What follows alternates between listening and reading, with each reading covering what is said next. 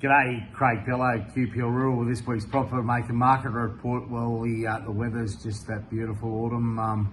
Nice days, cool nights. Don't know whether we're going to get any rain next week. I was thinking we were going to get a bit of rain again next week. It looks like they've backed off a bit on it now. Might be further north.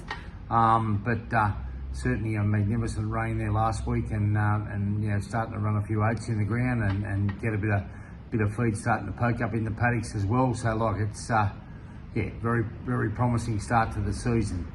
On to the livestock markets this week. Well, the cattle job in Wagga after the rain last week, the cattle job in Wagga was sort of quoted as 10 to 30 cents a kilo dearer all over the whole job, with about 4,600 cattle, I think, in the yards. They drew for about 53, but ended up with 4,600.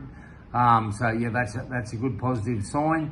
On to the sheep and lamb job yesterday in Wagga. They quoted it $6 to $10 a head cheaper than the week before. It's been very strong, but certainly that was on the back of some more numbers. I think there was about a third more sheep, about 21,000 more sheep and lambs there yesterday than what there was the week before. So certainly the market's still holding up quite well, but it was a bit quality driven by the sound of it, and I think there's quite a few lambs that have had a few digs at them that are coming in the market that aren't properly finished just because of the way the season is at the moment. That's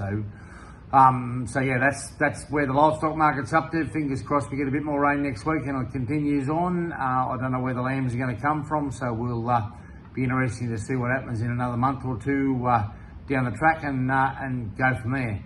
On to the real estate market this week. I see yesterday that it was announced that Altora Ag, formerly BFB, have purchased Timberscombe at West Wyalong, a 20,000 acre property for approximately $70 million.